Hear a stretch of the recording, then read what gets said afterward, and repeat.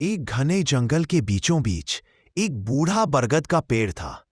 उस बरगद की एक टूटी हुई डाल पर एक नन्हा सा घोंसला था, जिसमें नीलू नाम की एक छोटी भूरे रंग की चिड़िया रहती थी। नीलू का जीवन सरल था। सुबह होती तो वह दाना पानी की तलाश में निकलती और शाम होते ही अपने घोंसले में लौट आती। एक दिन भयंकर तूफान आया। हवा इतनी तेज थी कि मानो जंगल को उखाड़ फेंकेगी। नीलू अपने घोंसले में दुबकी हुई थी। डर के मारे उसकी छोटी सी धड़कन बहुत तेज चल रही थी। तूफान जब थमा तो नीलू ने आंखें खोली। उसने देखा कि उसका घोंसला, जो बड़ी मेहनत से तिनका तिनका जोड़कर बनाया था, अब टूटकर नीचे जमीन पर पड़ा है। वह उड़कर नीचे गई और अपने टूटे हुए घर को देखती रही। उसकी आंखों में आंसू थे। रात होने वाली थी और उसके पास सिर छुपाने की कोई जगह नहीं थी।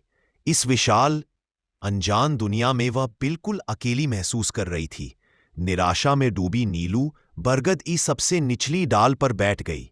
उसने सोचा, अब मैं क्या करूंगी? इतनी सर्दी में रात कैसे कटेगी? क्या मैं फिर से कभी अपना घर बना पाऊंगी?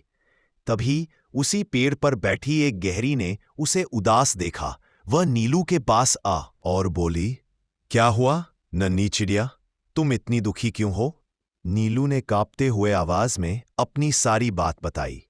गहरी ने उसे दिलासा दिया और कहा, देखो नीलू, तूफान सब कुछ तबाह कर सकता है, लेकिन वो तुम्हारी उड़ान भरने की हिम्मत नहीं छीन सकता। तुम्हारे पास पंख हैं और तुम उड़ सकती हो। तुम्हें बस एक नया तिनका ढूंढना है और फिर से शुरुआत करनी है। गहरी की बातें नीलू के छोटे से दिल को छू गईं। उसे लगा जैसे उसे निराशा के अंधेरे में उम्मीद की एक छोटी सी किरण मिल गई हो। उसने अपनी आंखें पोंछीं और एक गहरी सांस ली।